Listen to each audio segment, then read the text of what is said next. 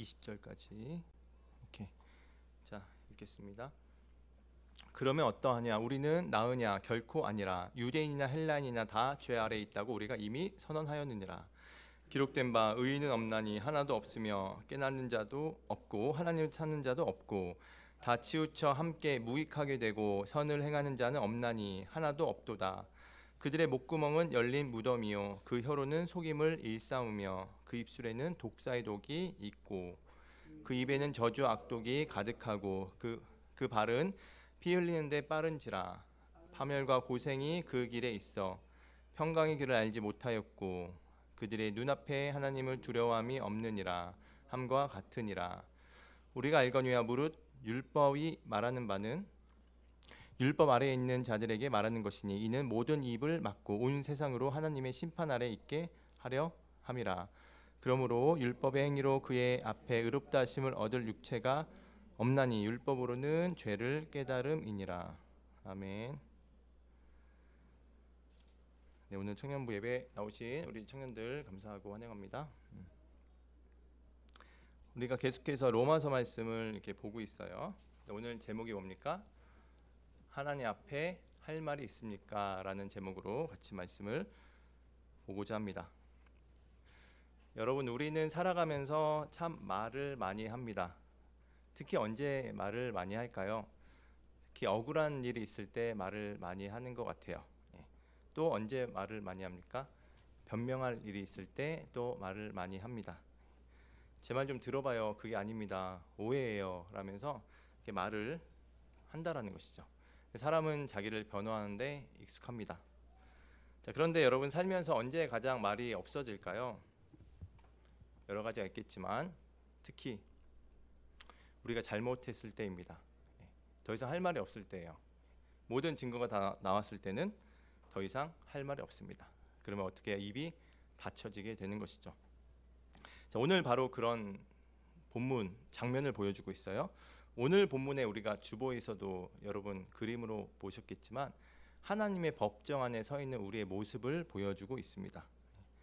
자, 인간의 모습을 보여주는데 하나님은 재판장이고 우리는 피고가 되는 겁니다. 사람은 피고예요.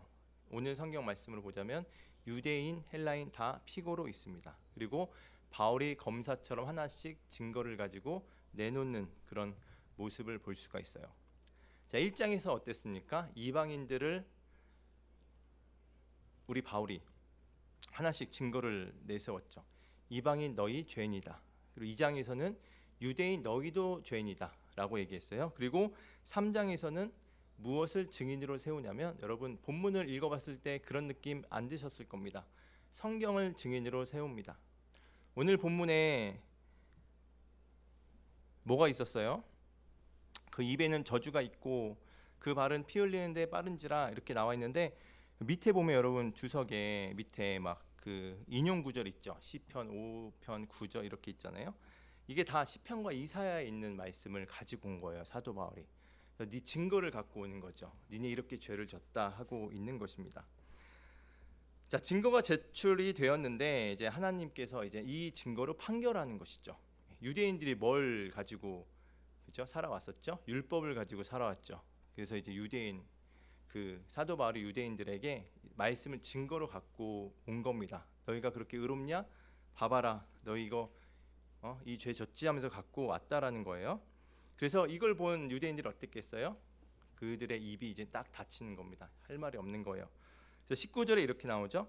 우리가 알거니와 무릇 율법을 말하는 바는 율법 아래에 있는 자들에게 말하는 것이니 이는 모든 입을 막고 온 세상으로 하나님의 심판 아래에 있게 하려 함이라 이랬습니다. 모든 입을 막고 이제 더 이상 하나님 앞에 변명할 수가 없습니다. 하나님의 심판 아래 여러분 우리가 무슨 말을 할 수 있을까요? 지난번 설교 때까지 1장 2장을 쭉 봤는데 여러분 하나님 앞에 당당할 수 있습니까? 여러분의 의 하나님께 내세울 수 있는 게 있었습니까? 하나님 앞에 법정 앞에 서면 우리가 다 이렇게 잠잠하게 된다라는 것입니다. 그래서 어때요 여러분? 지난 시간에 그걸 봤잖아요. 유대인들이 반론을 했습니다. 사도 바울한테. 우리가 하나님의 선민이고 이런 게 필요 없다고요? 모태신앙 필요 없다고요? 그러면서 이제 얘기했어요. 사도 바울이 뭐라고 그랬어요? 아니다. 너에게 유익하다. 왜 유익해요? 너희에게 말씀을 맡았지 않았느냐라고 얘기를 했었죠. 유익을 얘기했습니다. 그런데 오늘 말씀에 다시 또 얘기를 하는 거예요. 9절에 어떻게 시작해요? 그러면 어떠하냐? 우리가 나으냐? 이러는 겁니다. 우리가 나으냐? 그렇다 더 나은 사람이냐라고 얘기하는 거죠. 여러분 보세요. 여기 오늘 이 9절은요 사실 지금까지 총 종합한 겁니다. 지난 시간까지 총 요약이 바로 9절이에요. 9절에 어떻게 말씀을 하고 있죠? 자, 한번 같이 한번 읽어보겠습니다. 시작. 그러면 어떠하냐? 우리는 나으냐? 결코 아니라 유대인이나 헬라인이나 다 죄 아래에 있다고 우리가 이미 선언하였느니라 이렇게 말하고 있어요. 여기서 보십시오. 우리라고 그랬습니다. 우리라는 건 지금 누가 포함됐다라는 거예요? 사도 바울이 포함됐다라는 거죠. 사도 바울도 유대인이라는 거죠. 헬라인이고, 그렇죠? 자, 그래서 사도 바울도 지금 자기도 유대인이고 헬라인이다. 우리도 다 죄 아래에 있다. 너희뿐만 아니라 우리도 죄 아래에 있다라고 얘기하고 있는 거예요.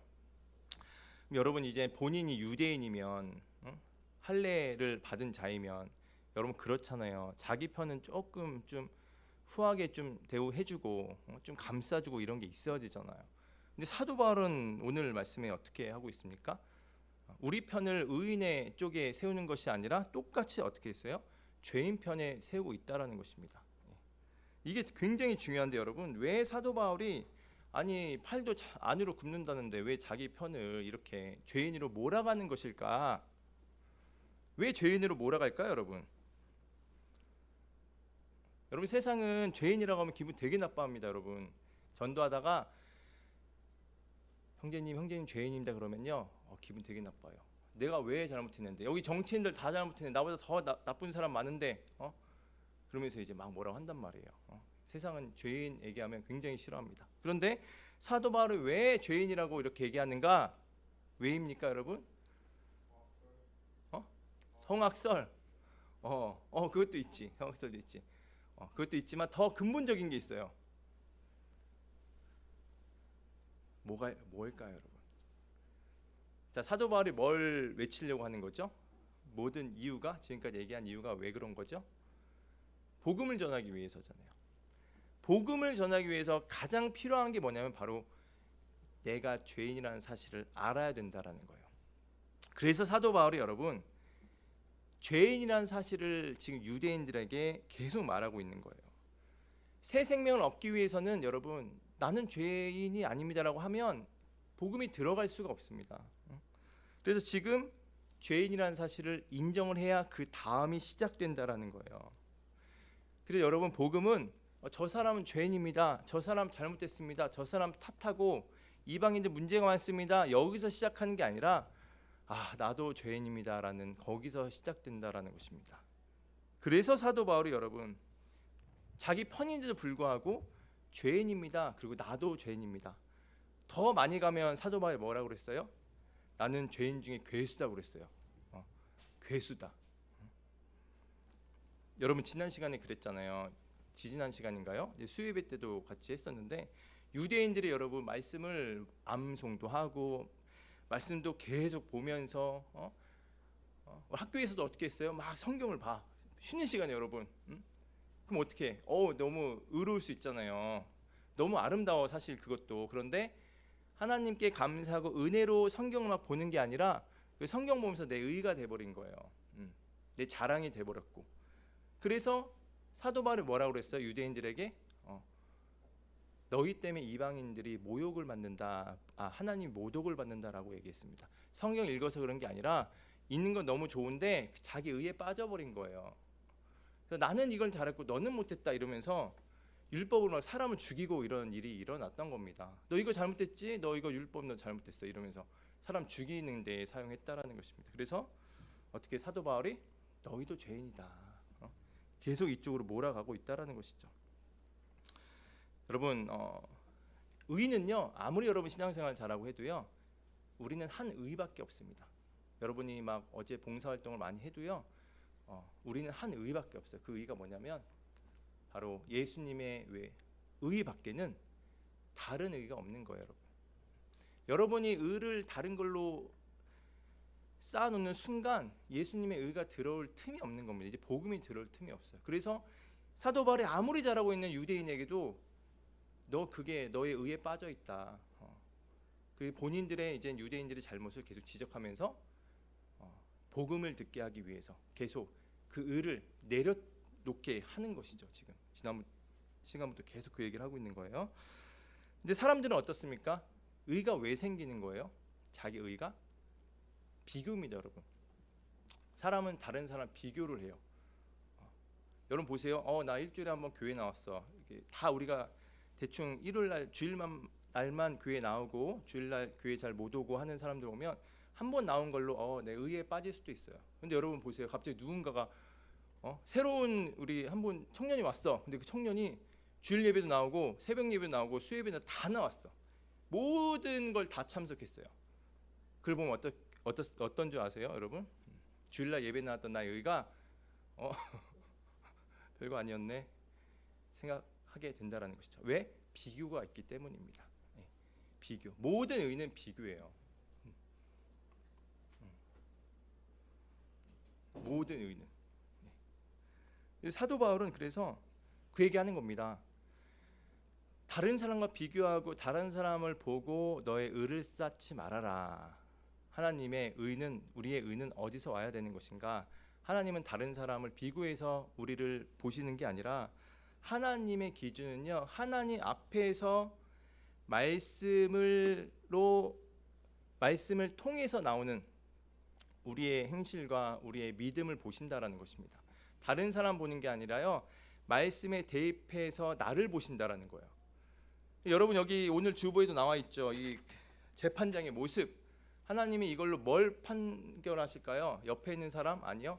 하나님 말씀으로. 유대인들에게 말하는 거예요. 응? 다른 이방인들 비교하지 말고 하나님 말씀으로 대입했을 때 너희는 살아 있을 수 없는 사람이다라고 말하는 거예요. 너희 다 죄인이다라고 얘기하고 있는 것입니다.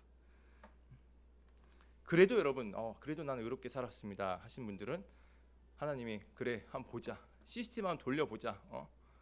이렇게 말씀하시는 거죠.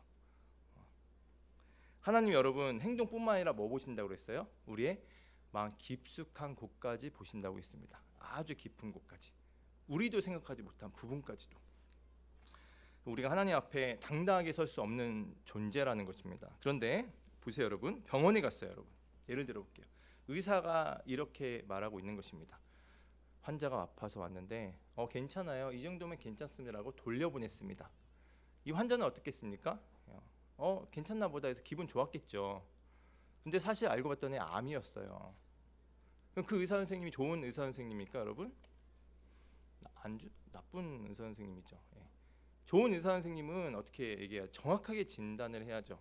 암입니다 말을 해야 기분 듣기에는 어떻게 해요? 절망일 겁니다. 하지만 그 얘기를 들으면 어떻게 하게 돼요? 이제 수술을 하고 이제 치료를 시작하게 되겠죠. 그게 좋은 의사죠, 여러분. 그렇죠? 그러니까 하나님도 이제 유대인들에게 말하고 있는 거예요. 너희 잘하고 있다라고 하면요, 이 유대인들은 이제 치료 못 받습니다.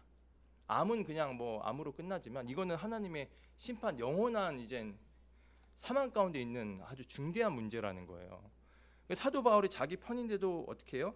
너희 죄인이다 말하고 있는 것입니다. 정확하게 알려주는 거예요. 왜? 그들을 사랑하고 그들을 살리기 위함이라는 것이죠. 그렇죠? 자, 그래서 9절에 뭐라고 나옵니까? 9절에 한번 같이 한번 읽어볼게요. 시작. 그러면 그 어떠하냐? 우리는 나으냐? 결코 아니라. 유대인이나 헬라인이나 다 죄 아래 있다고 우리가 이미 선언하였느니라. 10절. 기록된 바 의인은 없나니 하나도 없으며. 11절. 깨닫는 자도 없고 하나님을 찾는 자도 없고. 12절. 다 치우쳐 함께 무익하게 되고 선을 행하는 자는 없나니 하나도 없도다. 와, 하나도 없다. 너희 중에 누가 의인이 있으리요? 유대인, 여러분 상상 초월입니다. 이들이 신앙생활하는 것은 하루에 3번 기도하고 말씀 보고 신앙생활은 최고로 하고 있어요. 그런데 그들도 하나님 앞에 설 수 없다. 그렇죠? 근데 바울이 또 설명하는데 여러분 13절부터 뭐가 나오냐면 목구멍이 나옵니다. 13절 뭐가 나와요? 목구멍 나오고 그리고 혀 나오고 입술 나오고 14절에는 입이 나오고요. 15절에는 발이 나오고 18절에는 눈이 나옵니다. 이 사도 바울이 여러분 이렇게 눈, 입, 발 이런 거 왜 말하고 있는 걸까요? 사도 바울은 그 얘기를 하고 있는 것입니다. 타락한 인간, 죄는요 한 부분을 망가뜨리는 것이 아니라 인간 전체를 망가뜨린다라는 거, 무너뜨린다라는 것입니다. 자, 13절 볼게요. 하나씩 보겠습니다. 자, 13절에 보면 그들의 목구멍은 열린 무덤이요라고 그랬어요. 재밌지 않습니까, 여러분? 그들의 목구멍은 열린 무덤이요. 이제 사도 바울이 아까 제가 구약의 말씀을 인용했다고 그랬어요. 자, 보세요. 이렇게 나옵니다.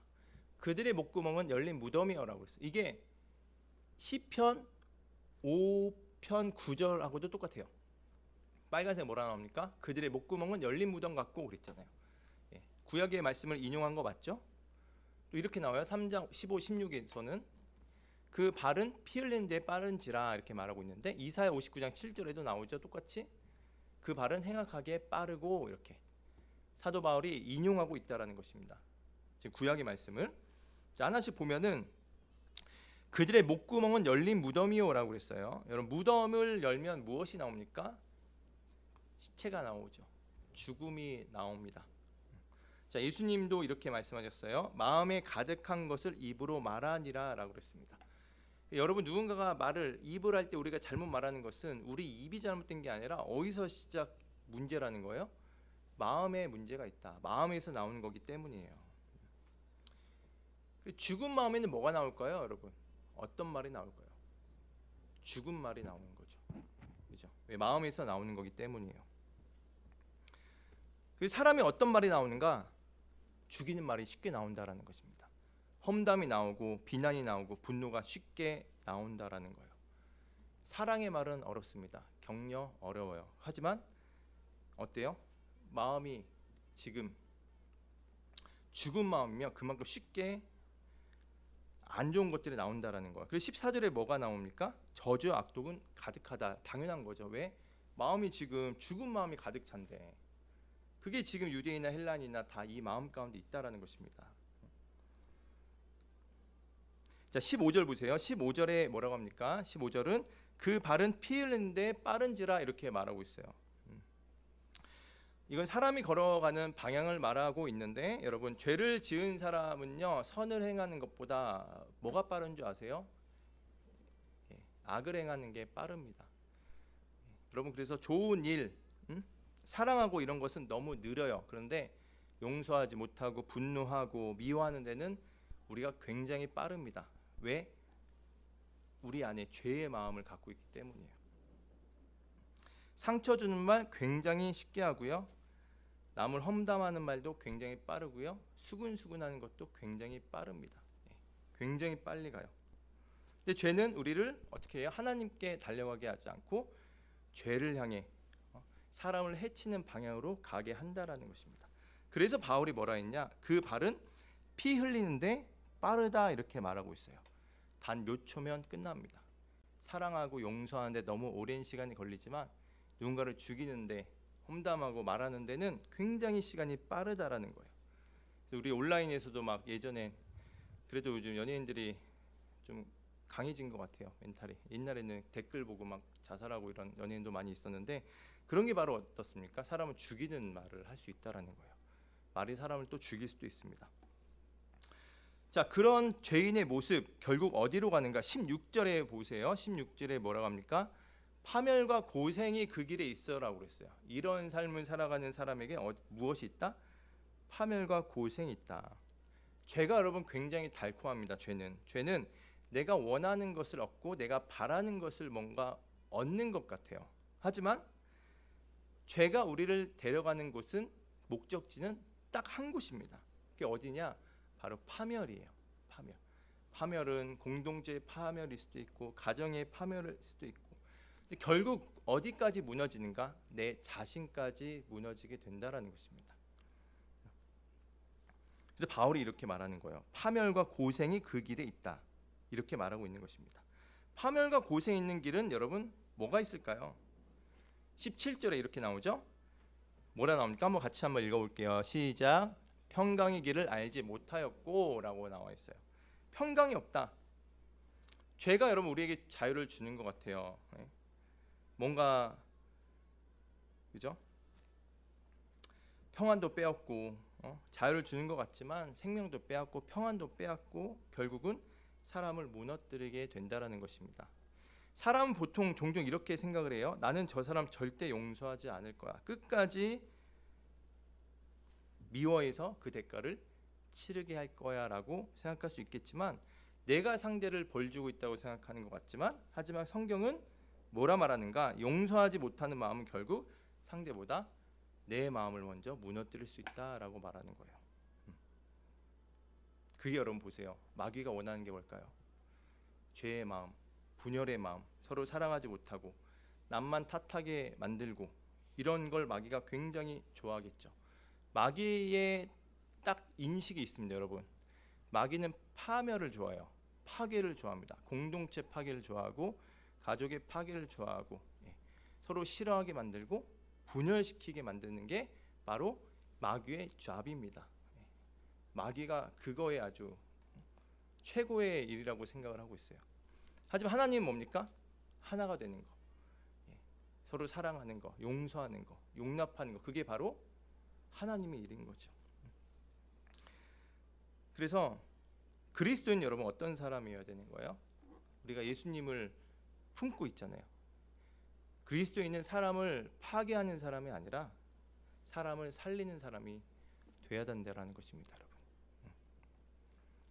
자, 18절 한번 마지막 진단을 바울이 내리는데 한번 같이 한번 읽어보겠습니다. 시작. 그들의 눈앞에 하나님을 두려움이 없느니라. 아멘. 여러분, 이게 바로 여러분 죄의 뿌리입니다. 지금까지 얘기를 했어요. 사람의 입에서 독이 나오고 왜 사람의 발이 그렇게 빠릅니까? 그러면서 왜 평강을 알지 못합니까? 하나님을 두려워하지 않는다는 것은 하나님을 이제 잃어버린 거예요. 하나님을 경외하는 마음이 사라지면요, 결국 자기 자신이 그 마음에 주는 결정대로, 기준대로 살아가게 되어 있습니다. 그래서 내 감정이 옳은 것이고 내 욕심이 옳은 것이고 내 판단이 옳다며 생각하는 것이죠. 그래서 죄가 뭡니까? 결국엔 하나님 없이 사는 삶이다. 그거를 성경은 뭐라고 말하는가? 그들의 눈앞에 하나님을 두려움이 없느니라 라고 말씀하고 있다라는 것이죠. 여러분, 말씀 제가 지금 설교하고 있는데도요, 제 마음이 불편합니다. 여러분, 듣고 있는 여러분 어떠세요? 좌절이에요. 지금 예수님 얘기 안 나오니까 절망입니다. 마음의 속에 무덤 같은 게 나오고, 여러분도 말하면서 사람을 죽이는 말 다 해보셨죠? 저도 해봤어요. 우리 모두 다 해봤잖아요. 오늘 말씀 보면 여러분 우리가 다 죄인입니다, 여러분. 사실 오늘 이 마음이 불편하는 건요, 사실은요 굉장히 좋은 현상이에요. 왜냐하면 하나님은요 우리를 정죄하기 위해서가 아니라 아까 뭐라고 그랬죠? 우리를 치료하기 위해서 하나님께서 우리를 진단하고 계신다. 여러분 한번 상상해 보세요. 여러분, 우리가 같이 있는 게 아닙니다. 하나님 앞에 우리가 딱 이렇게 혼자 있다고 생각해 보세요. 하나님 그 심판대 앞에 내 삶의 모든 것들을 하나님 다 알고 계시고, 내가 했던 말, 품었던 마음과 생각까지도 하나님께서 다 알고 계세요. 하나님께서 그리고 판결을 하십니다. 여러분의 이름을 한번 생각하면서 들어보세요. 누구누구야, 할 말이 있느냐? 할 말이 있느냐? 마지막으로 할 말 해봐라 라고 했을 때 여러분 자신 있게 말할 수 있는 분 계십니까? 하나님 앞에. 오늘 설교 제목도 하나님 앞에 할 말이 있느냐 이건데, 여러분 뭐라고 대답하시겠습니까? 여러분, 저 그래도 잘 살아왔습니다. 착하게 살았습니다. 저 종교생활 잘했고요, 신앙생활 잘했습니다. 교회생활 잘했습니다 라고 말할 수 있을까요? 여러분, 유대인도 하나님한테 사도 바울이 뭐라 했어요? 여러분, 하나님 앞에 여러분 그 말이 통하지 않는다라는 거예요. 그래도 내가 의롭다 하신 분들은 여러분 하나님한테 핸드폰 맡기십시오. 여러분, 하나님 우리의 모든 것 다 알고 계신다. 자, 19절에 바울이 이렇게 말해요. 그래서 이는 모든 입을 막고 온 세상으로 하나님의 심판을 있게 하려 함이라, 이렇게 말하고 있어요. 모든 입이 이제 막힙니다. 더 이상 변명할 수 없어요. 하나님 앞에 더 이상 핑계도 될 수 없고 다른 사람과 비교할 것도 없어요. 왜? 하나님은 말씀을 통해서 우리를 보신다고 그랬어요. 말씀을 기준 삼아 보신다고 그랬습니다. 자신의 의를 내세울 수 없습니다, 여러분. 우리가 뭐만 남습니까? 그러면 하나님 앞에 죄인으로만 남게 되는 것이죠. 아, 나는 죄인입니다. 자, 하나님께서 왜 우리에게 입을 막으실까? 20절 한번 볼게요. 20절 한번 읽어보겠습니다. 시작. 그러므로 율법의 행위로 그의 앞에 의롭다 하심을 얻을 육체가 없나니 율법으로는 죄를 깨달음이니라. 하나님께서 먼저 말씀하셨네. 율법으로서 의롭게 된 사람 한 명도 없다. 유대인들은 내가 율법으로서 의로워질 수 있다고 생각했잖아요. 그렇죠? 내가 지키고 잘한 것은 너무 잘 기억을 합니다. 하지만 지키지 못한 율법은 생각 못했던 거죠. 이 정도는 괜찮을 거야 라고 했었던 거예요. 근데 율법의 목적이 뭐예요, 여러분? 율법이 우리를 의롭게 하는 것이 아니라 율법의 목적은 뭡니까, 여러분? 자, 우리의 죄를 보여주는 거울이 되는 겁니다. 거울이 여러분 뭐 묻으면 이제 얼굴에 이제 닦잖아요. 율법도 마찬가지. 율법을 보면서 이걸 내가 의로워서 보는 게 아니라 이 율법 보면서 나의 잘못된 죄를 보는 거예요. 그 용도로 하나님께서 율법을 주셨다라는 것입니다. 율법은 뭐라고 말해요? 너는 죄인이다라고 우리를 얘기를 해줘요. 죄인이다. 왜? 그래야 다음 게 있는 거거든요. 근데 유대인들은 뭐라고 그랬어요? 죄가 율법이 나를 씻어준다고 생각을 한 거예요. 거울은 나를 씻어줄 수가 없습니다. 우리가 그 지난 시간에 봤잖아요. 유대인들이 뭘 의지했어요? 율법을 의지하고, 그 말은 율법이 나를 씻어줄 거라 생각한 거예요. 율법이 나를 구원시킬 거라 생각을 한 거예요. 그렇죠?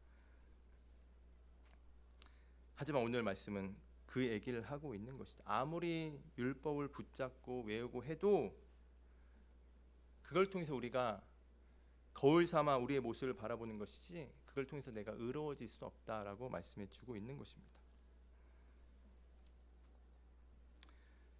그래서 여러분 오늘 하나님이 우리에게 질문을 던지셨어요. 하나님 앞에서 할 말이 있느냐? 난 다른 사람처럼 큰 죄를 짓지 않았습니다라고 말할 수도 있겠지만 하나님의 우리의 기준을 완전히 무너뜨렸습니다. 완전히 무너뜨렸어요. 다른 사람이 아니라 비교가 아니라 하나님은 이 말씀을 통해서 우리를 보게 하시는 하나님의 의도가 있다라는 것이죠. 그래서 19절에 우리 같이 봤지만 모든 입을 막고 이렇게 말하고 있습니다. 자, 하나님께서 원하시는 게 뭐냐? 이제 변명의 자리에서 내려오라는 것입니다. 인정하라는 거예요. 지금까지 사도 바울이 계속 얘기했던 것은 이방인이나 헬라인, 유대인이나 모두 다 죄인이라는 사실을 인정하라는 것입니다. 결국엔 나의 의를 붙잡지 말고 다른 의를 붙잡으라는 거예요. 주님, 제 힘으로는 도저히 하나님 기준으로 살 수 없습니다라는 것을 인정하라는 것입니다. 그게 바로 고백의 시작이라는 거예요. 하나님이 여러분 우리에게 의를 내려놓기를 원하십니다. 근데 제가 하나만 이제 열어드릴게요, 여러분. 오늘 여기까지는 가지 않을 겁니다. 다음 주에, 다음 시간에 3장 21절에 이렇게 나와요. 이제는 이렇게 나옵니다. 우리를 절망에 빠뜨리신 다음에 하나님이 3장 21절에 이제는 이렇게 읽지 마세요. 3장 21절 다음 시간에 할 겁니다. 예. 여러분 이 오늘 한 주는요, 이번 한 주는 여러분 정말 절망 가운데 계셔 보십시오. 한 주는 한번 여러분의 뜻대로 의롭게 한번 살아 보십시오. 한번 생각과 모든 것들을 다. 우리는 사실 여러분 절망이 있어야 돼요.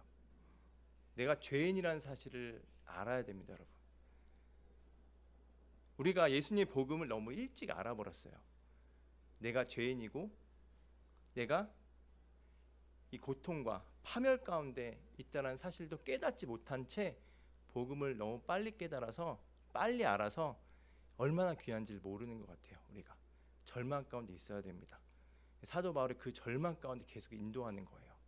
아무리 신앙생활 잘하고 있는 유대인들에게도 너희는 죄인이다. 그래서 여러분 이런 목사가 어디 있습니까? 한 주간 여러분 한번 여러분의 의를 한번 해보시고 예수님 붙잡지 말라고 하면 또 설교가 이상할 수 있으니까 다음 주에 여러분 한번 확 트이게 한번 우리의 지금 굉장히 힘들고 파멸된 우리의 마음을 다음 주에 확 여는 시간을 가졌으면 좋겠습니다. 한 주는 여러분 한번 이 마음 가운데 그대로 간직하고 살아가셨으면 좋겠어요. 이 시간이 굉장히 중요합니다. 아, 난 안 되는구나. 이 마음, 난 죄인이구나라는 이 사실을 깨닫는 한 주가 됐으면 좋겠습니다.